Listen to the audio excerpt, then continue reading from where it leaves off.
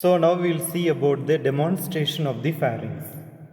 If you see the pharynx, this is the pharynx. You can see this is the pharynx. Okay, this is the pharynx. If you see the pharynx it is a musculo-membranous tube. Then it is internally lined by the mucous membrane. Now we will see the extent of the pharynx. If you see the extent, this is the base of the skull. Okay, this is the base of the skull.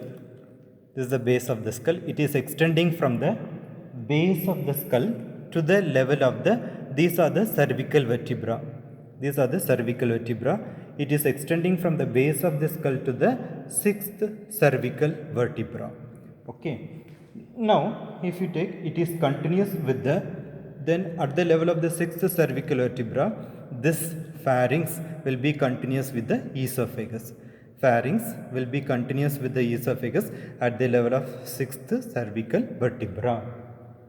Now, we'll see about the situation of the pharynx.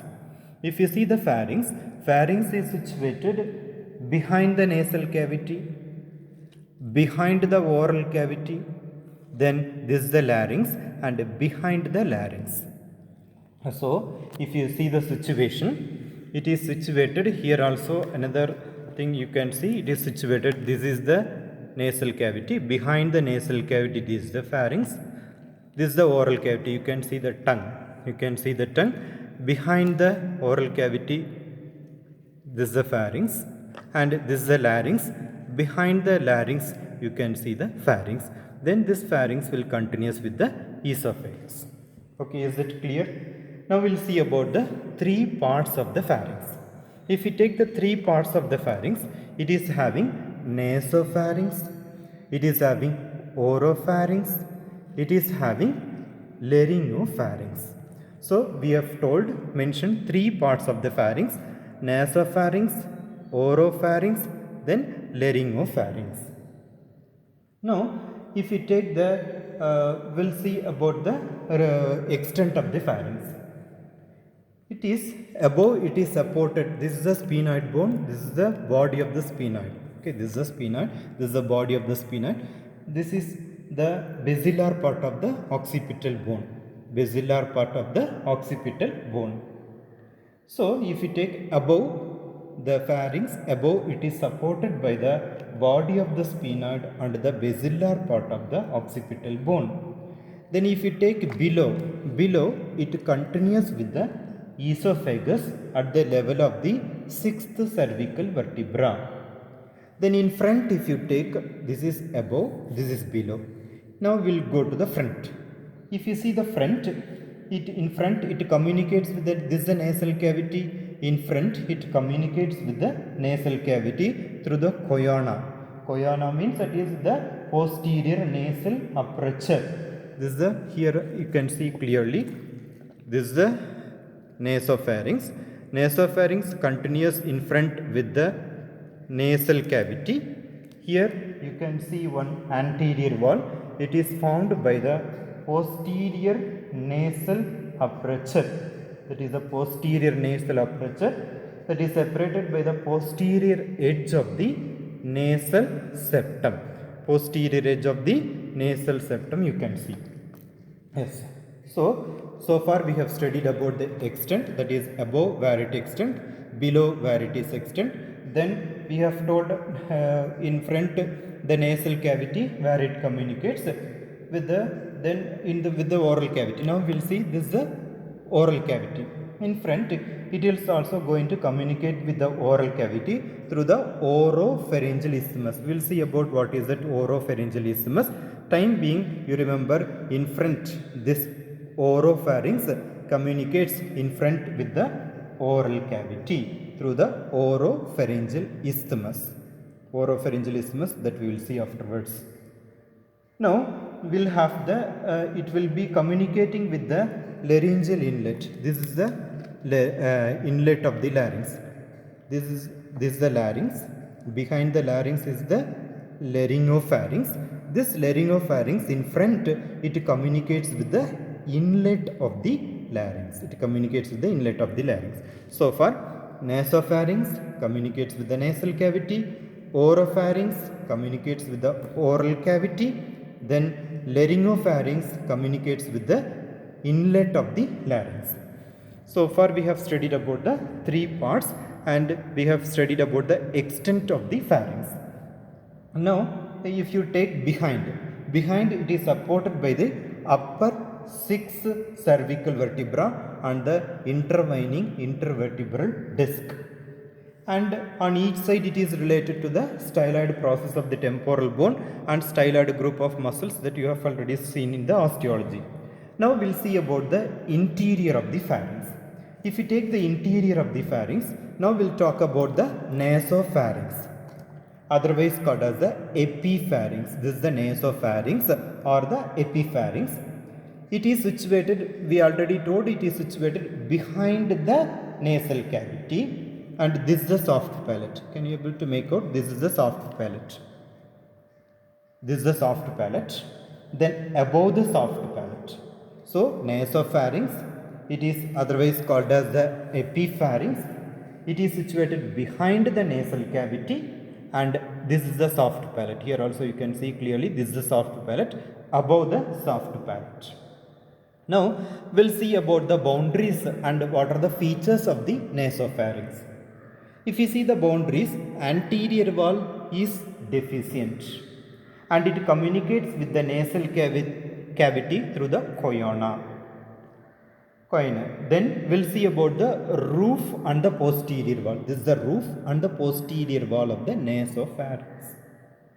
The roof and the posterior wall forms a continuous surface, and it will slopes downwards and backwards, and it is supported by the body of the sphenoid, and it is supported by the roof.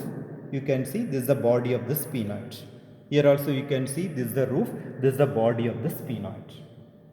And also this is the basilar part. The nasopharynx is supported by the posterior wall is by the body of the sphenoid, and the basilar part of the occipital bone, and also the anterior arch of the atlas vertebra. This is the boundary. So anterior wall we have seen, and we had seen the roof and the posterior wall. Now we'll see about the the features. If you see the features, one of the feature here you can see this is the nasopharyngeal tonsil. Can you able to make out? This is the nasopharyngeal tonsil. Okay, this is the nasopharyngeal tonsil. It is how it is formed means it is formed by the aggregation of the lymphoid tissue beneath the mucous membrane, and it is projecting downwards and forwards as a conical mass. Then if you take what is the importance means, which is more prominent in the children's and usually atrophies in the adults. If you take this nasopharyngeal tonsil, when it is enlarged because of infection, it is called as adenoid. If there is an adenoid which obstructs the nasal respiration and makes mouth breathing. Okay, that is about the nasopharyngeal tonsil. So far we have studied about the anterior wall, roof and the posterior wall. Now we will talk about the floor. This is the floor of the nasopharynx. The floor of the nasopharynx, it is going to communicate with the oropharynx. This is the oropharynx. The nasopharynx is going to communicate with the oropharynx through the pharyngeal isthmus. What is this pharyngeal isthmus? This pharyngeal isthmus, in front it is bounded by the bounded by the posterior surface and the free margin of the soft palate. In front, the posterior surface, this is the posterior surface and the free margin of the soft palate. Behind you can see some mucus elevation. Here there is an elevation is seen here. There is a mucus elevation. That elevation is called as Passavant's ridge. This Passavant's ridge is formed by the palatopharyngeal sphincter, On each side it is formed by the palatopharyngeal arch. What happens during swallowing? During swallowing or blowing of the air in the mouth, the pharyngeal isthmus is closed. Okay. Now we'll see about the lateral wall of the nasopharynx. This is the lateral wall of the nasopharynx. If you see here, you can see one opening. Here, can you able to make out one opening? This opening. This opening is called as pharyngeal opening of auditory tube. This is very important. Pharyngeal opening of the auditory tube, which is somewhat, you can see, which is somewhat triangular in shape. Okay, triangular, and it is situated 1.25 centimeter behind and slightly below the posterior end of the inferior concha. This is the inferior concha. It is present behind 1.5 centimeter behind and slightly below the posterior end of the inferior concave. Then if you take the auditory tube, this auditory tube communicates the air of the tympanic cavity, with that of the nasopharynx, and it is going to maintain the equilibrium of air pressure on both sides of the tympanic membrane. That is the important. So it communicates with the tympanic cavity. Now we will see another feature. This is called as tubal elevation. You can see some elevation is present here. This is called as tubal elevation. Yes.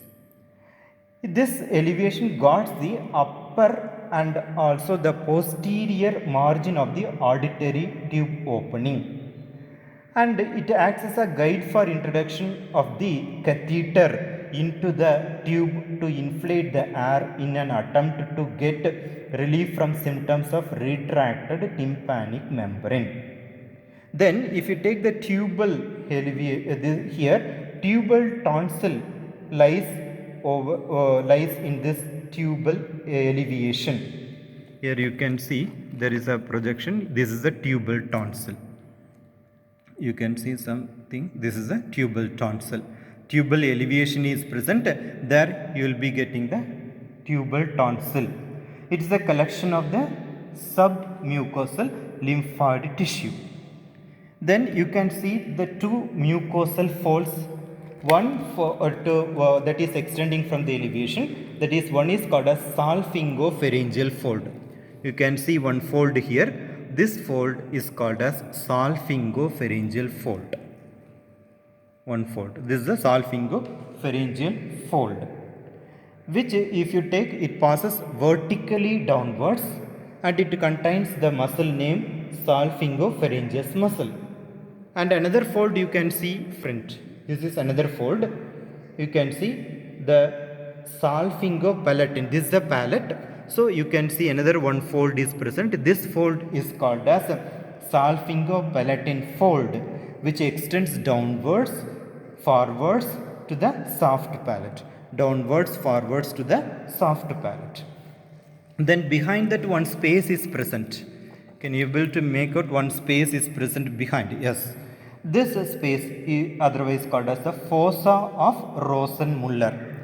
It is a mucus covered deep